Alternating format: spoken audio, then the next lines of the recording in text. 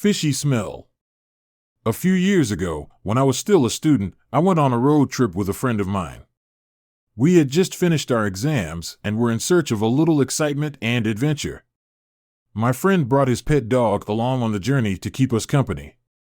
Because we didn't have much money, we couldn't afford to stay in hotels.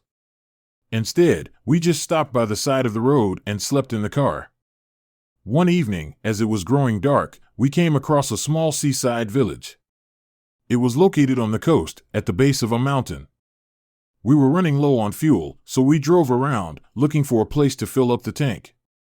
Driving down the coastal road, we spotted the only gas station in the village, but it was already closed. It was a little house with gas pumps outside, so I walked up and rang the bell. There was a large basket hanging on the front door. It was filled with meat, vegetables, candy, and other little trinkets. It looked almost like an offering or the kind of thing you leave at a shrine. I rang the bell again and noticed someone peeking out through the blinds on the window, but nobody answered the door. "Hey, I know you're home. Open the door," I shouted. There is no reply. "Our car is almost out of gas and we don't want to get stranded here," I said. The lights went on and I heard the locks being unfastened. The door opened just a crack and a figure peered out through it. "What do you want?" he growled. "I just want some gasoline," I replied. "Can't you see we are closed today?" "I'm sorry to bother you, but we're really stuck." "Don't you know where you are?" he said. "Get out of here now." "I'd like to, but we need gas," I replied. "Here, take this," he growled. The man opened the door wider and thrust a can of gasoline into my hands. "Now go away and leave us alone," he shouted, slamming the door in my face. I thought he was very rude, but since he didn't ask me to pay for the gas, I just thanked him and left. Walking back to the car, I looked around and noticed that the streets were deserted. Everything was silent. All of the houses were in darkness and each one had a large basket hanging on the front door. Is there some kind of festival or something? I wondered aloud. "If there is, I don't know anything about it," replied my friend. We were both very tired from driving all day, so we decided to stay in the village overnight and continue our journey in the morning. We pulled into a parking lot by side of the road which overlooked the sea. My friend climbed into the back seat with his dog, while I wrapped a blanket around myself in the front seat and tried to get some sleep. Just then, the dog straight growling and I noticed a strong fishy smell in the air. The dog bared its teeth and continued to growl as it stared out to the sea. Usually, the dog was quiet and well-behaved, but something seemed to have spooked it. I strained my eyes to see in the darkness. The sea looked calm and eerie, illuminated only by the pale moonlight. I could see something wriggling on the edge of the concrete quay. "What is that?" I hissed. "I don't know," my friend whispered hoarsely. At first, it just looked like a log floating on the water, but as we watched, the thing seemed to come crawling out from the sea. It slowly made its way up to the land, twisting and slithering like a snake, but there was no sound at all. The thing looked like a mass of black smoke, swirling around and shaping itself into the shape of an enormous man. I could hear a horrible ringing sound in my ears. The fishy smell had become so bad that it was sickening. The black figure crossed the road and reached the first house opposite the parking lot. The thing was almost as tall as the house itself, and it was shaped like a deformed human with long, hanging arms and spindly legs. It peered through the windows as if it had a face. Then, it went over to the basket hanging on the front door and began devouring everything inside. I looked over at my friend and saw that he was sitting there in the back seat, shaking like a leaf. I was so scared that I couldn't move a muscle. My entire body was stiff and my heart was beating so fast I was afraid it would leap out of my chest. The disgusting stench of dead fish hung in the air like a thick fog. It was almost overpowering. The figure was roaming from house to house, peering in the windows and grabbing things out of the baskets. "Start the car," said my friend in a trembling voice.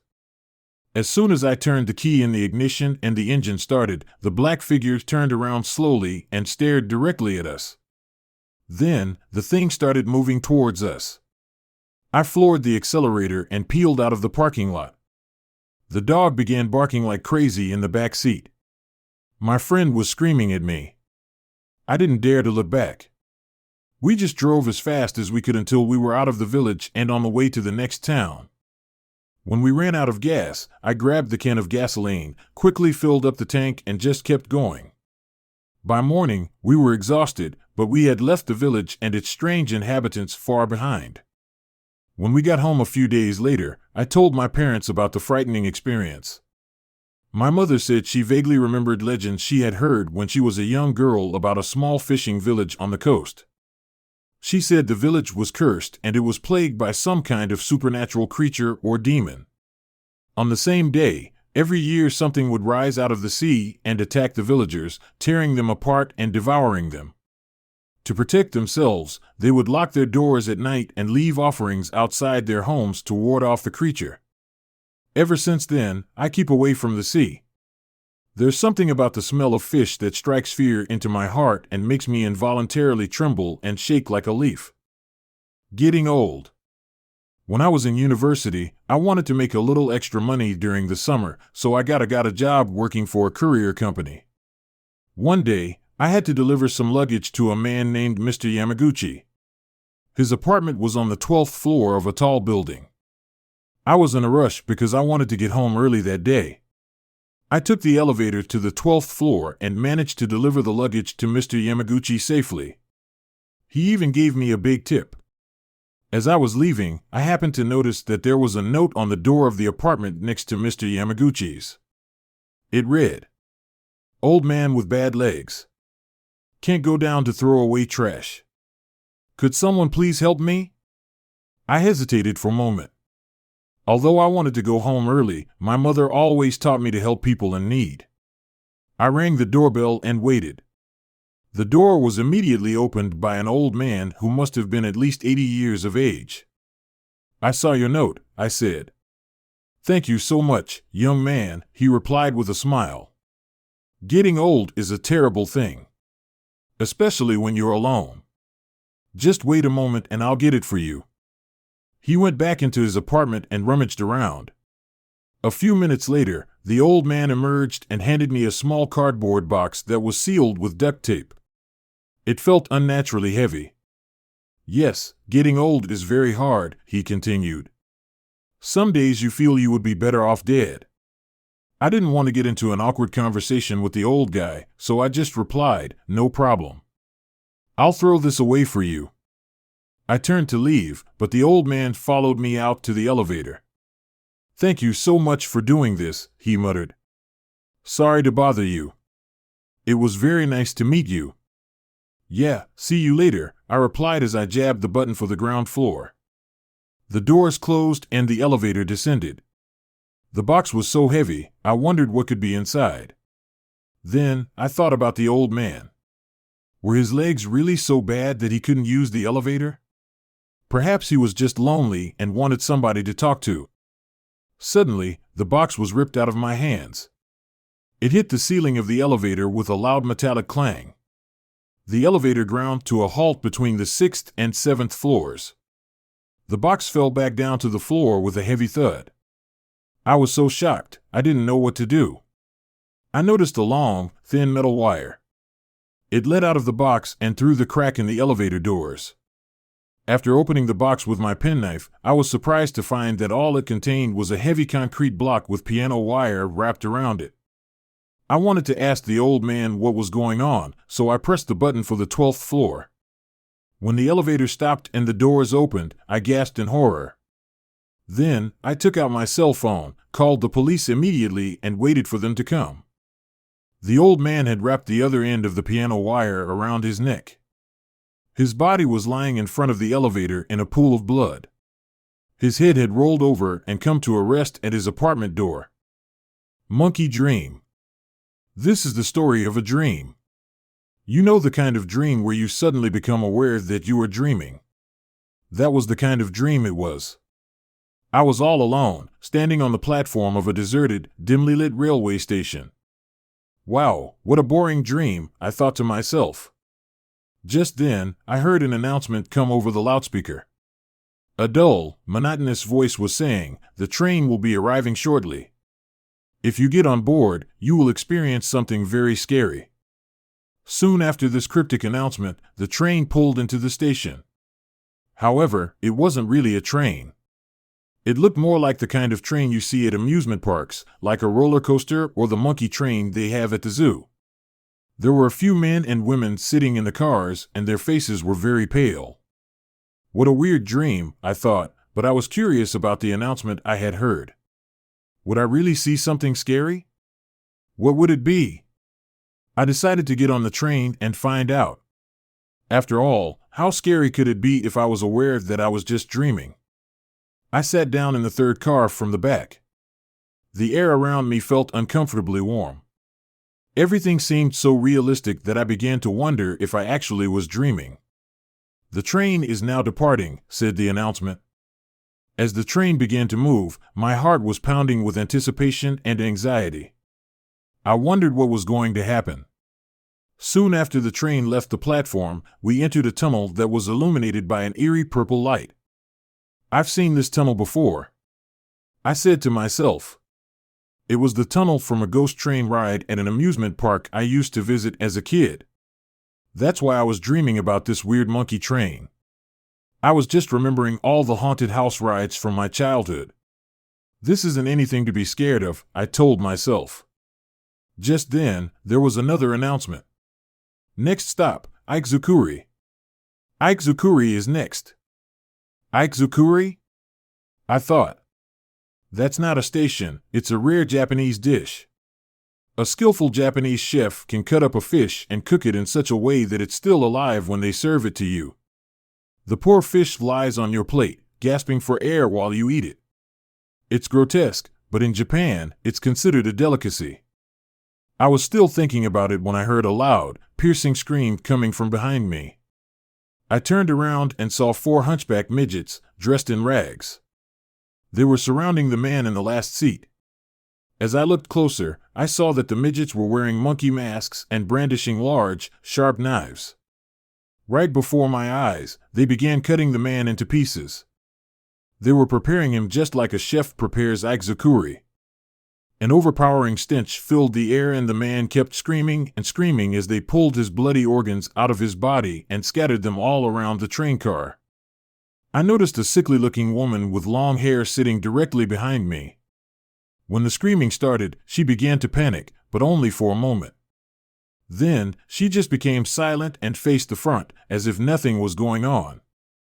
I was terrified by the horrible things that were happening behind me, and I started to wonder whether or not I really was just dreaming. When I turned around again, the man in the back seat was gone. All that remained were bloodstains and chunks of red meat.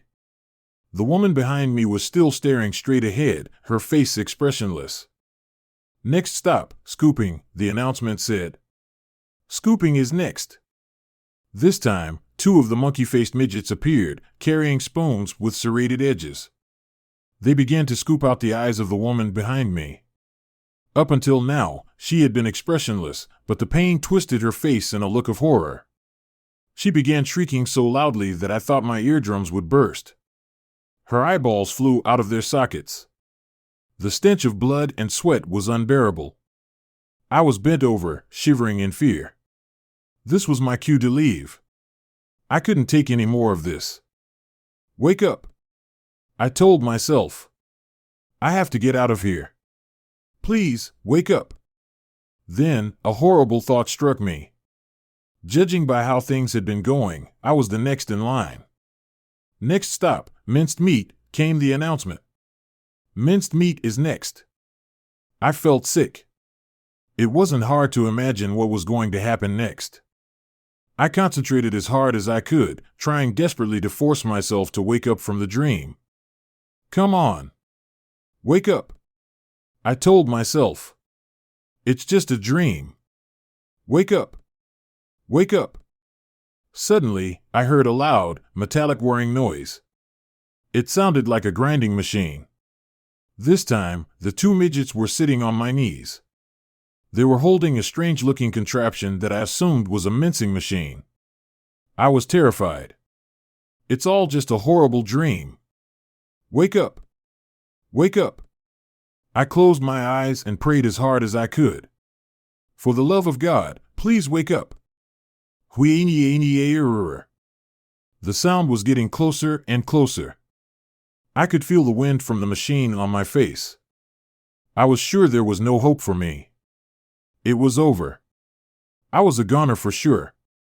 Then, all of a sudden, everything went silent. I woke up in bed, soaked in sweat. Tears were streaming down my face. Somehow, I had managed to escape from the nightmare. I scrambled out of bed and went to the kitchen, where I got a drink of water and tried to calm myself down. That was horribly realistic, I thought to myself. Thank God it was only a dream. The next day, at school, I told all of my friends about the terrible dream I had experienced. I expected them to be horrified, but they all just thought it was funny. I guess it was, in a way. After all, it was just a dream. For years passed and I finished college. I had completely forgotten about the dream. However, one night I was working late at the office. It had been a busy day and I was very tired. I leaned back in my chair and closed my eyes, just for a moment. That's when it happened. Next stop, scooping. Scooping is next. It was the same. Everything came flooding back. The same two crooked midgets in monkey masks were gouging out the eyes of the same expressionless girl. It's just a dream. Wake up. Wake up. I started praying, but I couldn't wake up. It's just a dream. Wake up. Please wake up. Next stop, minced meat. Minced meat is next. No. This is too much. Why I hear? It was getting closer. It's just a dream. Wake up. Wake up. Please, wake up. Suddenly, there was silence. I had escaped again, or so I thought. Just as I was about to open my eyes, I heard a voice say, "Are you running away again?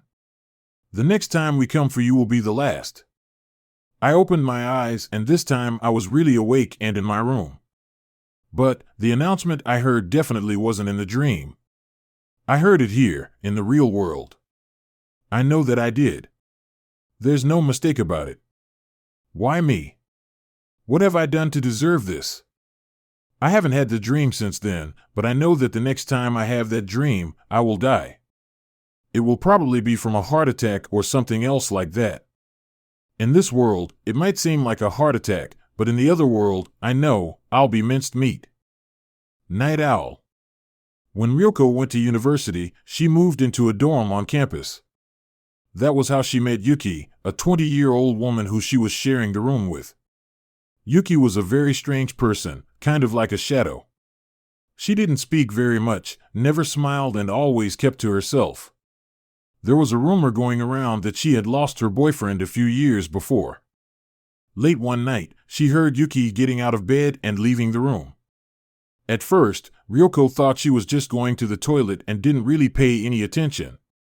However, after a while, she realized that Yuki would often sneak out in the middle of the night and she didn't come back for hours.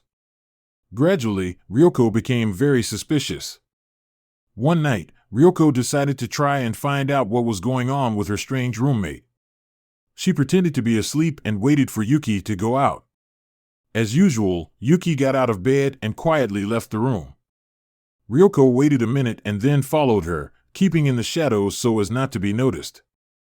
After walking for about 30 minutes, Yuki stopped at the cemetery and went inside. Ryoko was shaking with fear and had to stop herself from running away. She peeked over the wall and watched as Yuki knelt down in front of a gravestone and embraced it. There was a look of ecstasy on her face and she was laughing hysterically. Ryoko had seen enough. Overcome by fear, she turned around and ran back to the dorm. When she reached her room, she jumped into bed and pretended to be asleep, waiting for Yuki to come back. However, her roommate never arrived and soon, she fell fast asleep. When she woke up the next morning, Ryoko heard some terrible and shocking news. Apparently, Yuki had committed suicide the night before. She slit her wrists in the cemetery and bled to death. She was found lying on her boyfriend's grave. Ryoko was horrified. Yuki didn't have any family and nobody arrived to collect her belongings. After 3 days, Ryoko became curious. She began cleaning up the room and poked around in Yuki's luggage.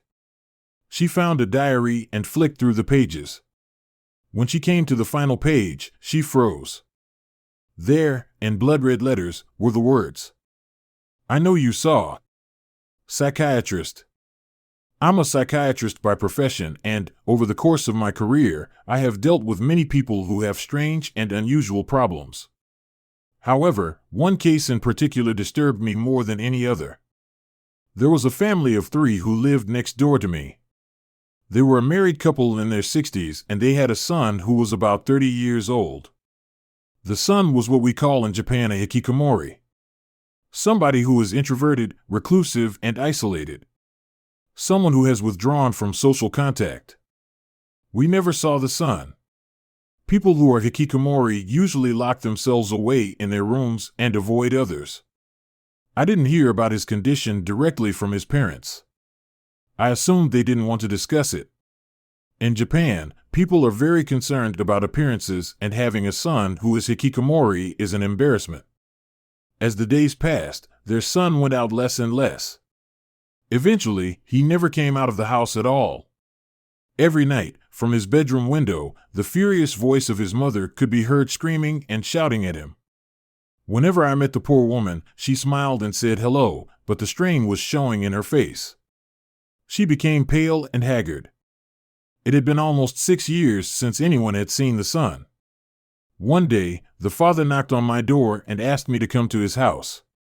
He knew I was a psychiatrist, and since we were neighbors, I decided to do what I could to help the family. When we got to the front door, the mother was there waiting for us. She led me upstairs to her son's room. She banged on the door with her fist and shouted, "We're coming in." Then, she burst into the room and shrieked, "Are you going to sleep forever? Get up, you lazy good-for-nothing." Before I knew what was happening, she grabbed a golf club and started beating the sleeping figure under the covers. For a moment, I was struck dumb as she rained down blow after blow. Then, I sprang into action, grabbing the golf club and wrestling her out of the room. I hurried back inside to check on her son's injuries, but when I pulled back the bed covers, I couldn't believe my eyes. Lying beneath the sheets was a mummified corpse. I stood there in absolute astonishment, staring at the pile of bones and leathery old skin. The father approached me, hanging his head in shame. "It was my wife that I wanted you to see," he said. "This has been going on for years. I can't take it anymore."